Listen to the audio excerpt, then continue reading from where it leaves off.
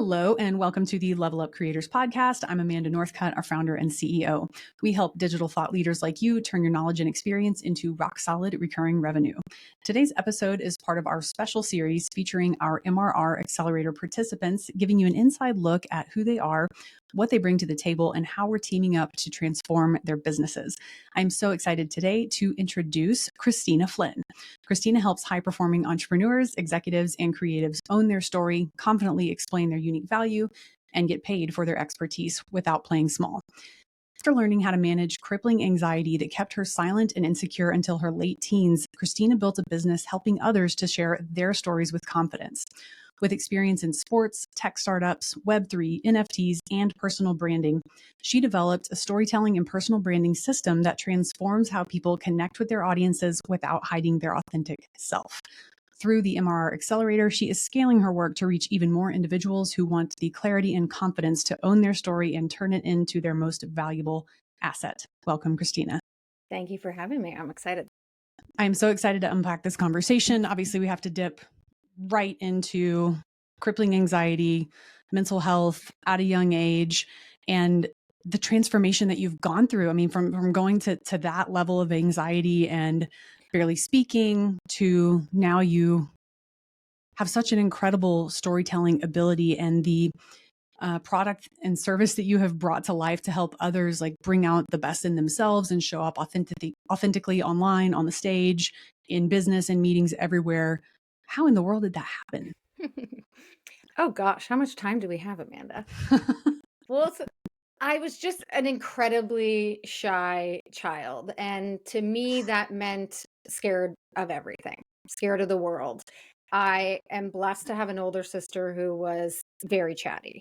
And so everyone in my family, I come from a very big Irish family, almost 30 first cousins on my dad's side.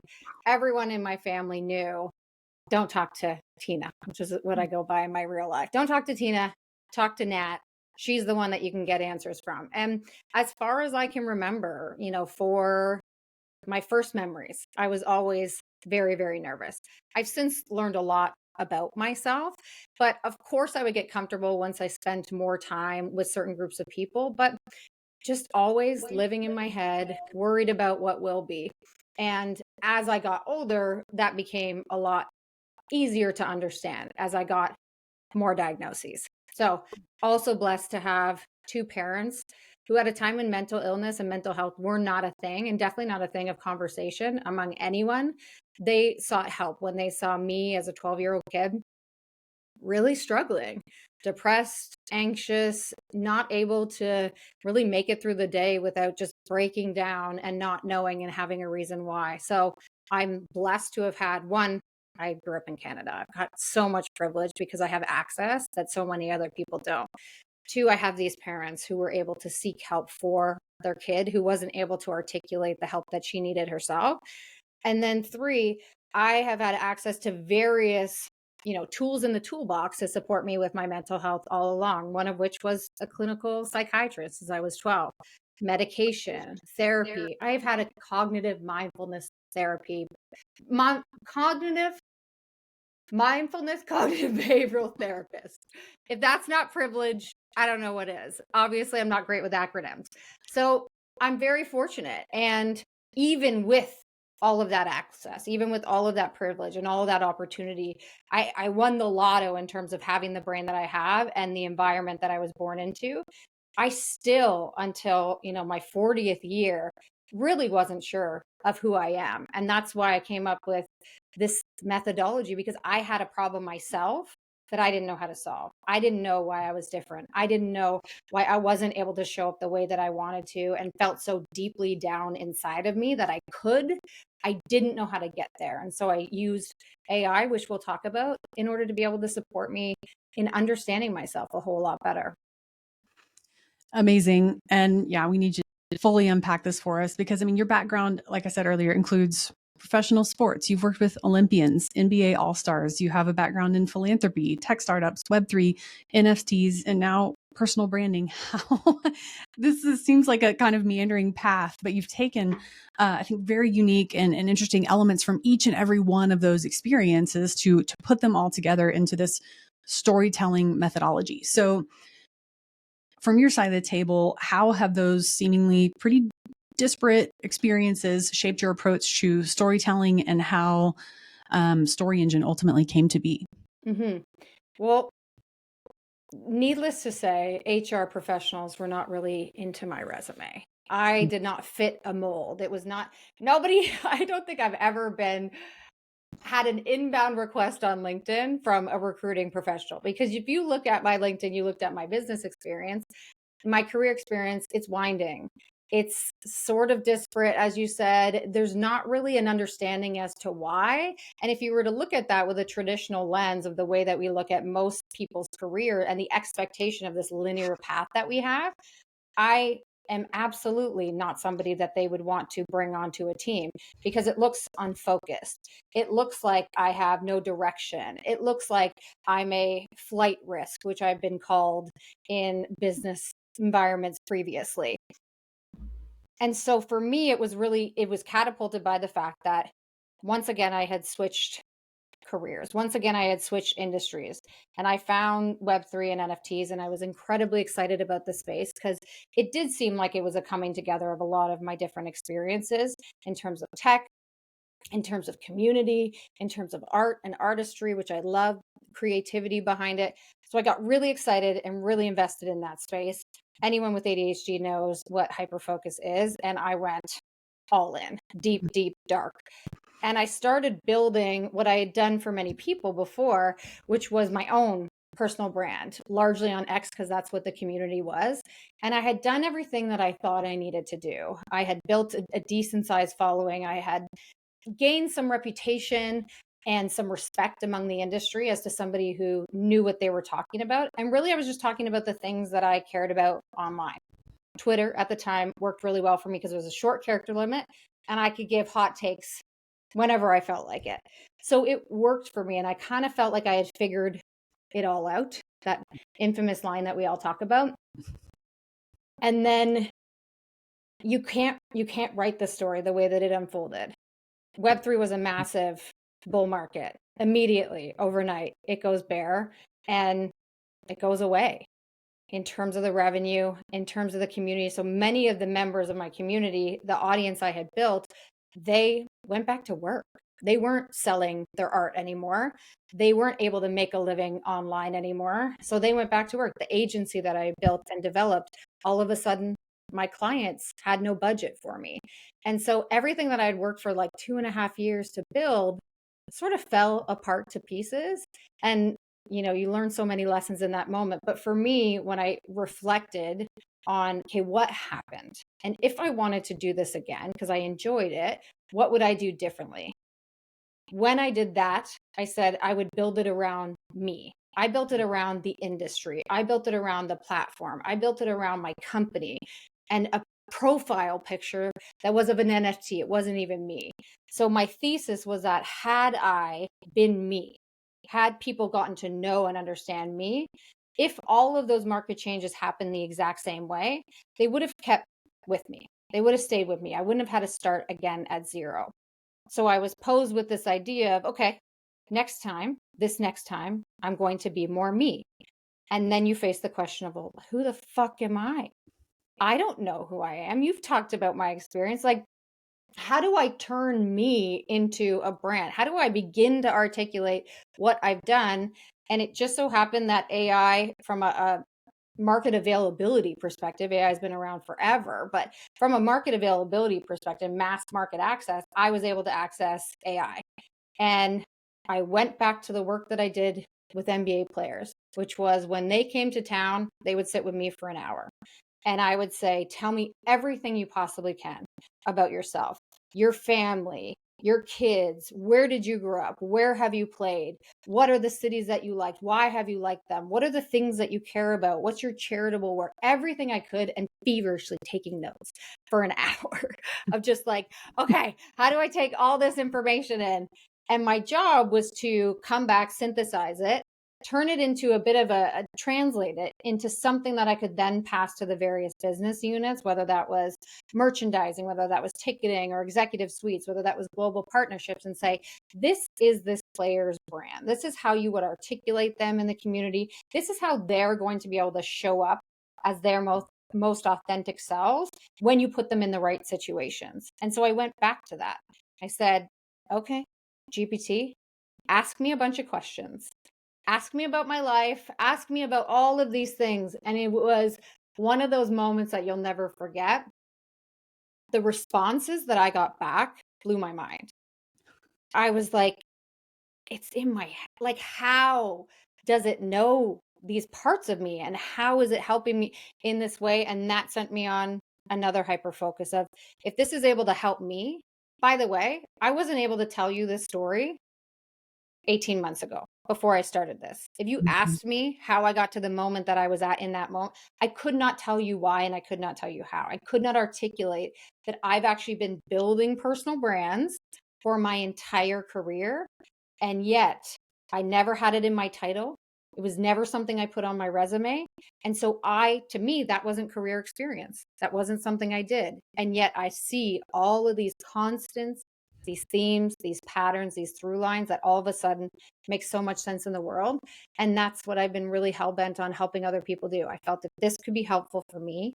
It can be helpful for anyone in any context who is trying to sell themselves, who just wants a clear message, who maybe has a winding path like I do, to be able to come to the table and say, this is who I am, this is what I'm about, and be more confident in who they are. Because when you see it with irrefutable proof from a machine that this is who you are and these are the things that make you unique, it's pretty hard to argue it. It's incredible.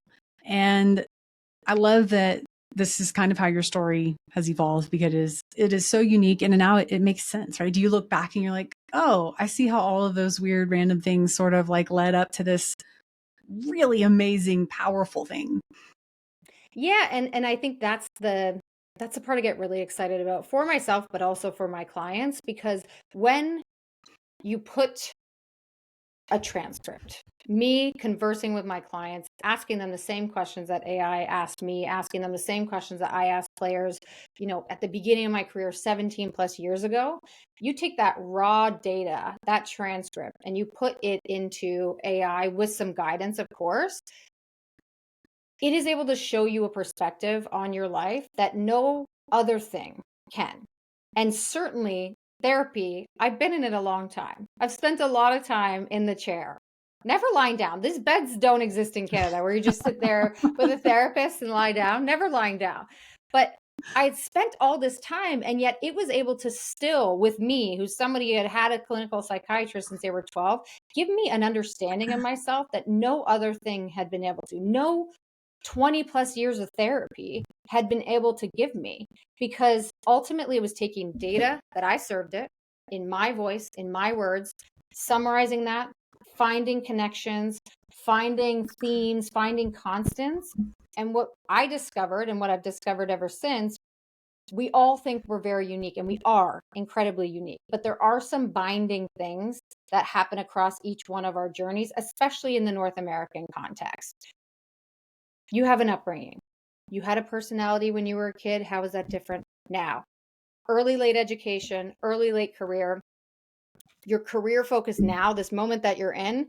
And then if you're a fan of Spider-Man, canon events, or catalytic moments that change the trajectory of your life, if you put all of those in, they look disparate in these dots on the timeline.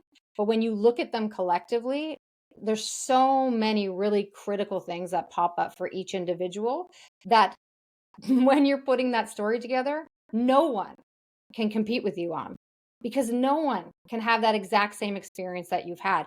No one, you might have been able to go to the same schools, study the same things, but when you bring in these different elements of your life, no one can compete with that, which is why I get so geeked out. Obviously, you can tell I'm excited of the potential of this, because that's an asset. And that's the world that we're living in right now. There's a lot of noise. And how do you become that clearest, most authentic version of yourself, but then communicate it in a way that, one, feels really good to you and authentic to you, doesn't feel icky, and two, is able to connect you with your audience and resonate with them in a way that lets them know you're the person to help them. Yeah. And okay, I'm going to say something spicy here. I think you're probably giving too much credit to AI. I mean, the magic is from your brain, from your experience. I mean, I've been through Story Engine and it was transformative for the way that our organization and my like personal brand shows up online. And I mean, I've told you before, Kristina, that we built a multi-million-dollar company in 18 months. And I think we could have done it in 9 if we had Story Engine. It is such a powerful tool. I mean, you sat with me for about 90 minutes and you very skillfully extracted my life story. And I know that you were on your side of the table, you know exactly what you're looking for, and you want to kind of deep dive into one thing and then ask a question because you're able to see the through lines and the themes that make each person who they are. And that is a really, really unique gift. And it's a skill that you have most certainly honed in your interviewing skills. I mean, really on point. That's a rare skill to do that as skillfully as you. And then you're just, it's all in your head. You're just skillfully leveraging AI to help you organize information. At least that's what it seems like from my side. But I mean, at this point, I'm a huge advocate of Story Engine because I've always been like, I've had 2 decades of major chronic health struggles. I've turned down multiple CEO positions in the past. And so I've always been kind of the background person, coaching the board and the C-suite or being a fractional executive, things like that, but always like one step back from the limelight. And so to have this organization where my personal brand is the face of the business, and this is, Level Up Creators is my founding team's like brainchild, and it is a reflection of who I am and who we are. And we had a lot of trouble putting our finger on that. And I mean, we spent, I'm not sure how much, but solidly 6 figures trying to figure out the brand, right? Mm. And figure out who we are, how we show up, what our key differentiators are, who we should be working with, the type of people that are going to be most attracted to us. And I mean, you had that drawn out of me in 90 minutes and spit out this deliverable that is incredibly helpful, well organized, and actionable. And again, like really, really transformative for any founder-led brand, for any individual with a personal brand, whether you're a realtor or an athlete or a founder or an executive, and you don't have any necessarily intention of like leading, but the founder-led brand thing is here and the executive-led brand thing is here. I mean, like how many CEOs were on Super Bowl commercials and stuff? That was really weird. I feel like this past year, and some of them maybe shouldn't have been. Maybe they needed Story Engine. They could have done it better. But you've got a really, really cool thing going here that has so many applications, and your market timing is truly phenomenal. Like you have laid so much groundwork over the last 18 months to be able to deliver this incredible personal branding tool in a way that is scalable, and the impact will scale with it. It's not like you're setting yourself up to be spread too thin, because the system and the methodology behind it is so sound. I think that's the fun part of it. When I reflect on the journey, I started doing this work before I started doing this work. And so I know what it's like to do it manually. I know that I did it with players. I know that I did it working with some mentors and some VCs and some startup founders. I didn't know what I was doing at the time. To me, it was just natural. There's some things that are innate to us and there's some things that are more learned. I grew up in an environment where my dad, in the way that he worked, my mom, in the way that she worked, they always made it a point to tell us the importance of every single person on the team, whether that's somebody that's cleaning the bathrooms or somebody who is actually in the front office staff. It did not matter.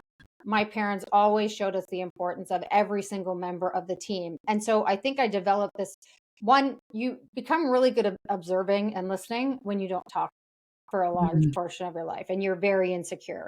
You become this active listener. You see points that other people aren't seeing, which is, I think, a gift that a lot of my clients have. But these are just skills that I developed over time without really knowing it. And I think most people have those skills that make them incredibly unique. The challenge is that we're so close to it. And I geek out about the neuroscience of this because I always want to know the why. We're so close to it. And there's a variety of reasons we cannot see it, whether that's looking at cognitive bias, whether that's looking at habituation of our brains cannot take the same stimuli over and over and over again and continue to receive it in the same way. Whether that's the fact that the reality we see every day is not in fact reality, but rather reality that our brain is serving us based on our lived experiences. All of these things ladder up to why we can't see ourselves. So yes, the introduction of a machine into this helps to strip away all of that. And I will give myself credit because I have been practicing this for a very long time. What it helps with is the scalability, because I know what it's like to do this manually. Even when I first started with AI, I was still testing and playing around with it. I was doing this process manually with my clients. And I was writing out every single word in their story to try to bring it together and hone it into something that I knew would do it justice. People are serving up really sensitive information to me. They are giving me a privilege for a window into their lives that most people don't ever get with somebody else. So I don't take that lightly. I don't take it for granted. I'm incredibly grateful for the opportunity people give me. So I am obsessed with delivering back something that does it justice. And in the past, it took me 4 to 6 weeks to deliver somebody's story back and not give them the other elements of it. Be able to say, like, this is your story, this is how it comes together, but not be able to show them the depth that I'm able to show them now, not be able to give them the examples, the direct quotes. I work with a lot of folks that are neurodiverse, whether ASD or ADHD or a combination of both. And one thing that really helps those folks' brain, myself included, is the understanding of the why. So you can tell me something, but I want to know where you got that from. The dopest part of AI is if you want to dig further into something, you're like, I don't believe this. I can show you a direct link from what you said and why it made the inferences it made based in the context of the conversation. You can't argue that. And because you can't argue it, you start to look at yourself the way that other people look at you. And I argue there's not many things that are more powerful than that for a personal brand, but also just for an individual's confidence. Yeah. Yeah. I mean, the output of Story Engine, it brings so much clarity to who you are and why people should care. And that's the number one question that we have to answer in all of our marketing, whether it's a hook or an H1 on a website or an interview or anything. People want to know, who are you and why should I care? Like, what are you going to do for me? And so, yeah. And we have Kristina, this you do idea a lot. that and I think we have this idea of like, it's what you've done versus who you are. And that's the way that traditionally we have looked at the careers that we have and the selling of ourselves. And when you look at the neuroscience of storytelling, that is not the way that people receive information. When you are sharing, these are my credentials, this is the school I've gone to, this is the multi-million-dollar deal that I've closed, you are presenting facts and figures which are being perceived by the brain in two separate areas. There's processing and there's comprehension. When you tell a story to somebody, you go from 2 areas lighting up in the brain to more than 6 areas lighting up in the brain, because all of a sudden you are creating this mirror effect, this doubling of emotion and resonance and human connection, where maybe you don't play basketball and I talk about basketball, but your brother does, or your ex-boyfriend does, or you love going to games, but you never played before. Oh man, I had this opportunity to play when I was a kid, but I never did. Just saying basketball evokes a different feeling and emotion in all people, whether that's, I've never been into that, I never understood that sport, I don't really care. All of these things are an opportunity to get people in a different state where they're able to listen to you in a way that is emotional and that evokes more connection because of our brains. This isn't my opinion, this is neuroscience.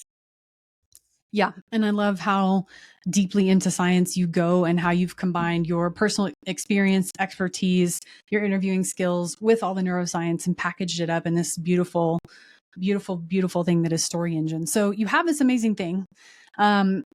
You and I met in Q4 of 2024. We're recording this at the tail end of February in 25. How did you hear about the accelerator and what made you think that it might be right for you? Well, this part is great because it actually proves my thesis and your thesis, which is I heard about it because I follow Amanda Getz. And I followed Amanda Getz for years because Amanda Getz is an incredible brand online. I first came across her when I was a tech founder. She was somebody that I looked up to, and I was really, really drawn in by the fact that she was in this tech space, which we know is predominantly male. She was a single mom. She was going through life, and she was talking about what that looked like in the context of her business. She was not separating the personal from the professional, and that really drew me into her. So when she started working up with Level Up Creators, when she started getting more active on LinkedIn, I started following her. And of course, I came across all of the things that she would share, and one of which was interviews with you of this journey. I love the build in public concept that you did with her because, and you talk about this now, I'm not trying to hide it. I'm not trying to develop this thing in the background and then hide it and then say, this is what we do and this is how we do it. It's very much collaborative. It's very much based on a thesis. We will experiment together. We will make adjustments and we will keep moving. And that's what you did with Amanda. So I was able to see very clearly that she went from X to Y. And I was able to very clearly see a connection between you and her going X to Y. So yes, she told us, and you told us the data surrounding it. I got her from 10K to 50K MRR in 6 months. But that alone wasn't what connected me to it. That would have been the facts and the figures. It was how you did it, the differences in how she was showing up, the ways in which she was showing up. I was seeing this representation of what I now know is going on in the background of operationally, but I was able to see sort of that transformation that she was able to go through. And so I reached out and I was like, I don't know what this is. She said that you're going to be doing it again with other people. Fuck. Well, I might as well try. I might as well at least have the conversation, which is not the opinion I've always had in my career. It's previously been very much like, Ma, if they do anything with Amanda Getz, I don't have that kind of following. I'm like, probably not. The self-selection out of the process, but very much so, fuck it. Let's try. Let's have the conversation. And here we are. Here we are. Yeah. Yeah. And it's a great story. And speaking of great storytellers, yeah, Amanda Getz tells a really good story. She's she's compelling. I mean, it compelled you. So that's also speaks to the power of her personal brand, my fledgling personal brand, the power of narrative, partner marketing, like kind of all of these things that are heavily enmeshed, that are so important to business and like also how we think about and build businesses. I mean, I believe that like partner marketing and that warm introduction is the absolute best way to get a new client. So, okay. That's an aside. I'm very passionate about partner marketing. So. I know you are, and I love it because I love working with people. How do you actually operationalize that is an entirely different thing, which is what I get excited about. Yeah. Okay. So, I mean, we are like 5 weeks in here of the accelerator. We launched on January 22nd. It is February 27th today. So acknowledging that it's only been 5 weeks, has your vision for what is truly possible in your business evolved since starting the accelerator? Yeah. I mean, one of the nice features of the accelerator is that we get to meet once a week with everyone who's doing it. And we've talked about very openly as a group that we know how you brought us through the process to see if we would be a fit for the cohort. So we know how you did that with everyone else. And it was intense. You were trying to find people that would work together. And I said this joke in the background a number of times because I got the opportunity of going through Story Engine with every single one of us. And the more that I did it with more people, I was like, oh my God, Amanda's like the not so evil genius, because I'm seeing the connections now between all of us, and our independent businesses alone and our brands are incredible. And each one of us has said, like, there's a lot of imposter syndrome thinking about how do I fit into this thing? But I have the privilege of being able to see it en masse of how does it work together. I'm like, oh shit, she's just puppeteering. She's just like, yo, let's go. I know exactly who needs to be in the room. And you talk about partner marketing. Like, so there was a level of intentionality behind it that always struck me. And now I'm getting to see it. I'm getting to experience it. You go through, that first couple weeks is always like really, really high. You're super excited with anything new. And then, the neuroscience of it all, you're going to go through a dip. You're going to go and start questioning everything. Those moments are going to happen, and those moments have happened, and they will continue to happen. I think the difference between now and 5 months or 5 weeks previous was that, one, I'm not doing those things alone. So I have, in the moments where I'm spiraling, which every single founder does all the time, sometimes multiple times a day, sometimes multiple times an hour, you have a team to reach out to that knows your business. I've never really wanted to build a very big team around me. And so to me, this feels like a very reciprocal relationship in which I don't have to build the big team behind me, because that's not where I love to be. I love to be out and doing the work. So now I have this team that has the expertise that I need, but doesn't force me into relationships that I don't know how to manage, or I don't have the capacity yet to manage. And I feel supported both from your team, but also from the other people in the accelerator. So that helps me feel more hopeful about what's possible. And then listen, I know we're not supposed to care about what people think. I get it. I talk about no fucks era all the time. We're supposed to be like, fuck it. I don't care what anyone thinks. No fucks era is not about not caring what anyone thinks. We all care a lot what people think. It's, do you allow that to dictate how you live your life? And for me, I'm so more self-assured in what I'm doing and how I'm doing it. And then to get the validation from you and your team that I am onto something, it's not just me. Because if you've ever founded a company before, you know that you've had the moments where I talked about, this is it. This is the thing. This is the one thing. I figured it out. I did it. And then you don't. So to have somebody validate that, like, you are on the right path. There is no one thing, by the way. It's multiple things. And that's a lesson I've learned, but you're on the right path. You may not have all the skills that you need to get there, but in combination with my brain and the way that I think about things and the ways that my skills come to the table, aligned with you and your team that have a lot of skills that I don't come by naturally, for somebody who is neurodiverse, who doesn't fit in a typical career market, who doesn't ever want to work for anyone else, because I don't want anyone else dictating my life. And I, quite frankly, have built a lot of people's brands. I want to build what I've built for other people, for myself and for others. To have that opportunity to stick to where I know and where I'm good, that's where I get excited, because then it's not just about me. It's also about, how do my clients fit into this? And how do I allow them, because they are very much like me, how do I allow them to get opportunity and access that I've been so grateful to be able to get with you and your team? Thank you for saying that. I do have an incredible team. I could brag on them all day. And we talk a lot about, like, the episodic need for a team at my level. It's not necessarily something you need ongoing. For the type of business that you're building. It is, we've defined it as a 7-month, very intense period where my expert team, like every single member on my team, has at least 10 years of experience and are an expert in their own right, in their own field.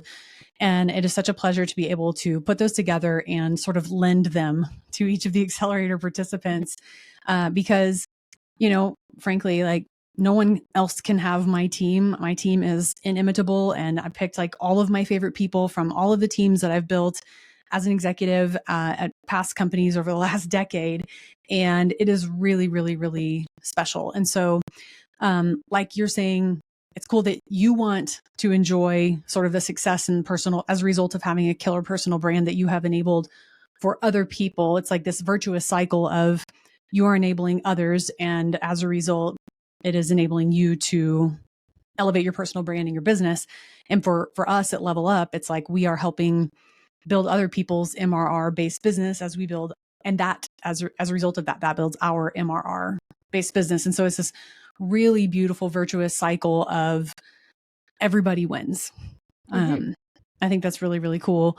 And also that you're such a student of your product and of AI and of neuroscience. And so it's not like you're being stagnant either. I see you continuously like digging to level up your own product and service and delivery. And it's really incredible to be a part of. So it's the pleasure is ours. I'll say that. Well, and one more thing I'll say on that too is that the more work I do in this area, the more I realize that there are so many people like me that I think would be amazing creators, and like yourself, that have been a very comfortable number two to a lot of people and have made a lot of other people wealthy.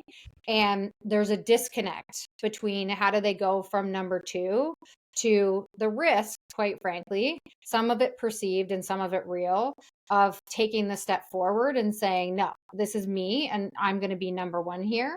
What I think we're both trying to do in different ways is bridge that gap for folks that are similar to ourselves, quite frankly, that we believe have potential, and that without access to these kinds of opportunities, we know maybe it will happen.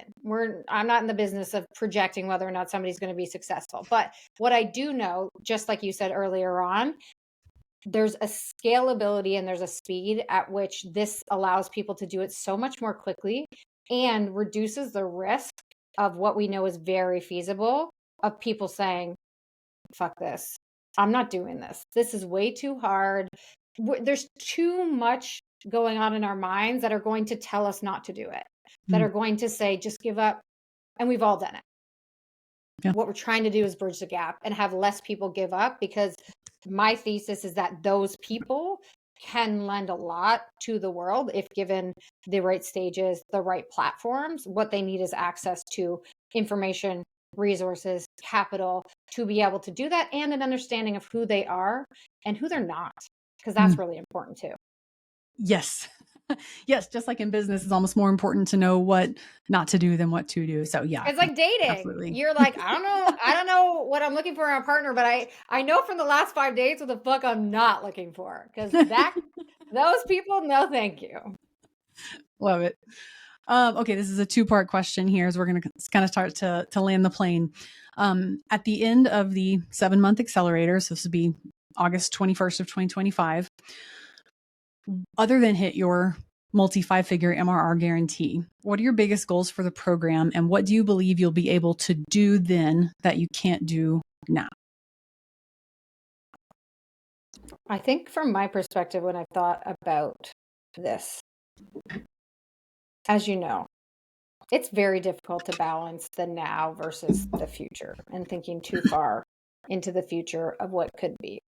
But you talked about it yesterday in group, which is very much related to the more you're executing against something and the more you're increasing your capability and your competency, confidence is a byfactor, a byproduct of that.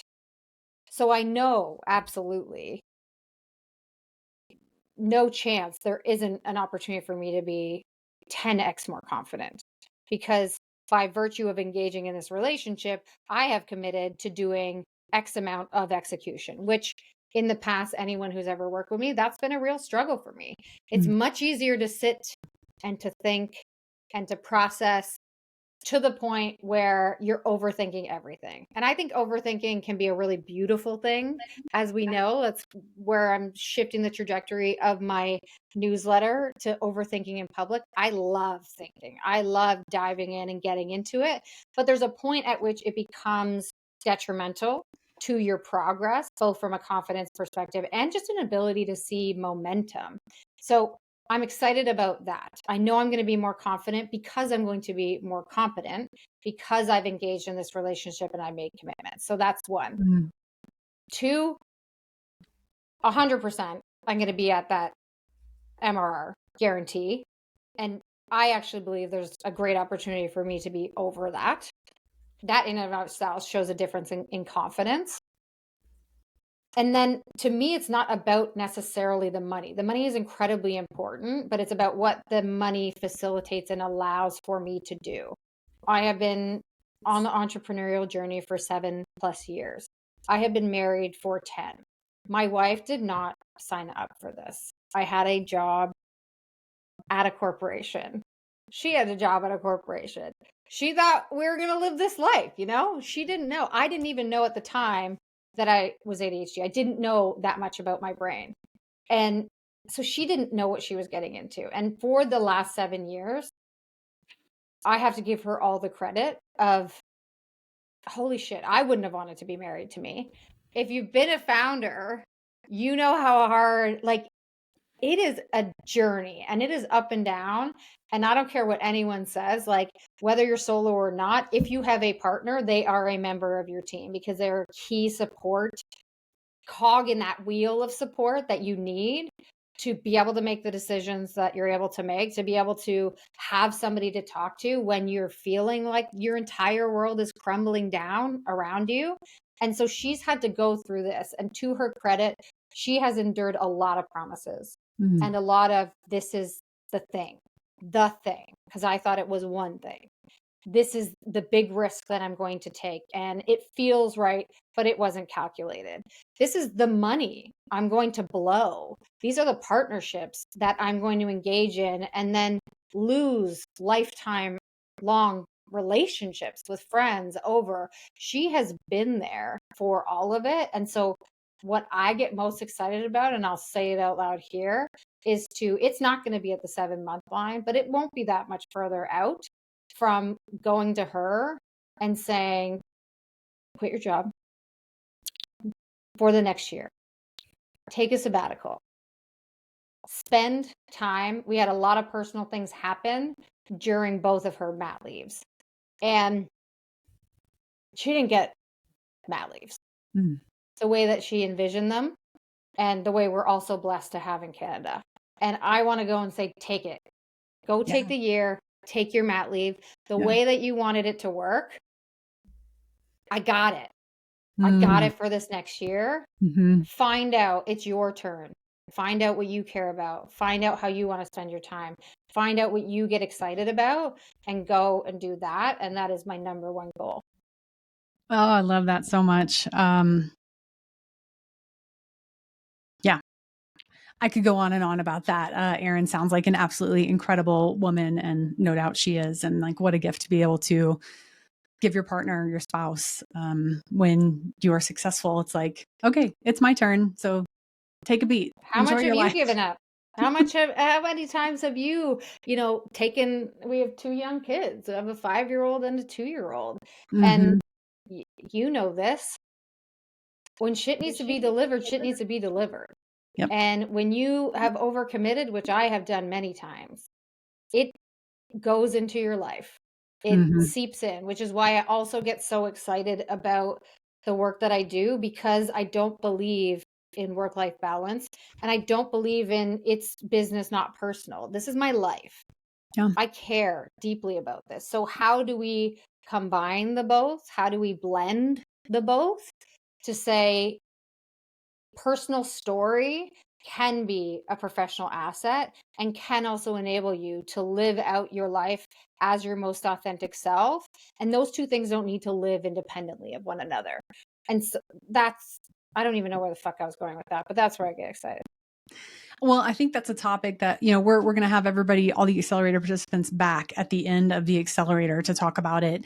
And I think I would love to dive into that topic. And I know you have really, really strong and well considered opinions on, work-life, not work-life balance, but how the work-life blend, and how that works for entrepreneurs. Because you're privy to such a wealth of information from individuals. Like we were saying earlier, you create such a safe space when you do these 90-minute interviews, and you are relentless in protecting people's privacy, which everyone certainly appreciates. But from that knowledge and experience and wealth of wisdom, you have so much to bring to the table and offer to, I think, all entrepreneurials and, like humanity in general. So we'll unpack that next time for sure. All right. So last question, what advice would you give to someone who is considering the accelerator, but is a little bit on the fence about reaching out and starting a conversation? Well, reach out and start the conversation. You don't have to be set on whether or not you're going to participate to have a conversation with somebody. So Yeah. regardless, you're going to end up with the opportunity to meet with you, the opportunity to learn more about it. And quite frankly, if it's not going to work for their business, I can say pretty confidently, they're not going to be able to participate in it because you know what it takes for somebody to be in this business. You know the stage that they need to be at, and you know where it's going to make sense. And you are doing a great job at curating the participation and who needs to be in that group so that everyone can benefit versus just 5 individual silos. So the first is do not hesitate. Just have the conversation. What's the worst that could happen? Yeah. If you looked at, I don't have a ton of followers on LinkedIn. I am active with content, but certainly wasn't at the time I reached out all that consistent. All of these things that your brain is telling you are excuses related to fear as to why you won't engage in a conversation. So spend some time thinking about that. But in the meantime, reach out and engage. And then it's just a conversation. It's just to see if it's for you. And if it's not for you, you are entitled to make that decision. And if it is for you, Amanda is still also entitled to make the decision of whether it works for the whole versus just the individual. But I think there's never been a better time right now. We all know where this is going for Level Up creators, and I think we all get very excited about it. This won't be necessarily an opportunity that will be at the price point that it's at with the level of concentrated effort on behalf of the team, because you've bet your business on this too. And you need to deliver just as much as all of us want to deliver. And oftentimes when we're engaging in partnerships with other organizations, those two things don't align. And there's no guarantees ever. But if you want to talk about setting people up for success, having both parties equally invested in the outcomes of both parties really sets things up for some pretty magical outcomes. So fuck it, just go talk. Well said, Kristina. Would you like a job in sales at Level Up Creators? Yes. I believe I indirectly have one anyway, so we're good. Thank you so much, Kristina. I'm excited for part 2 of our conversation and obviously our continued work together in the accelerator. But before we sign off, where can people connect with you and learn more about StoryEngine? LinkedIn is the best place. And I'm still lucky to be at a stage and a phase where DM me. Have a conversation with me. I love talking to people. That's my entire life, is meeting new people and having conversations. So if you're interested in learning more about, 1, what it does for you as an individual, but 2, how can we bring this into your organization to help scale things like onboarding processes, things like if you're having any or spending any period of time getting to know a client and bringing information about them, this helps you to scale that in a way and gives you the opportunity to learn so much more about them and apply that, of course, to your work and your business much differently than anything else. So if you're interested as an organization, back to, I'm doing licensing deals as well. Yes, I emphatically second what everything that Kristina is saying. And I mean, Level Up Creators has entered into a licensing agreement to use StoryEngine for our client work moving forward, and it has been a complete and total game changer. So this is also a commercial for StoryEngine. You should definitely buy it. I always wanted to be on an infomercial, so here it is. Right, here it is. Are you frustrated? Do your clients not understand what you need from them? Do they never get back to your emails? StoryEngine. Oh my God. Spice that up and make your onboarding process so much quicker. You can bet on it. And then someone like, oh, my clients won't get back to me. Oh, that's going to be a juicy clip. Thank you so much for that. You're welcome. You're welcome. This is what being your authentic self and comfortable in it looks like. That's right. That's right. Thank you again, Kristina. And thank you, listeners. We know that your time is valuable and we appreciate you sharing yours with us. If you're a subject matter expert looking to build a scalable, high impact business with recurring revenue, visit MRR Accelerator to learn more and follow me, Amanda Northcutt, on LinkedIn for daily consulting insights. We'll see you next time on the Level Up Creators podcast.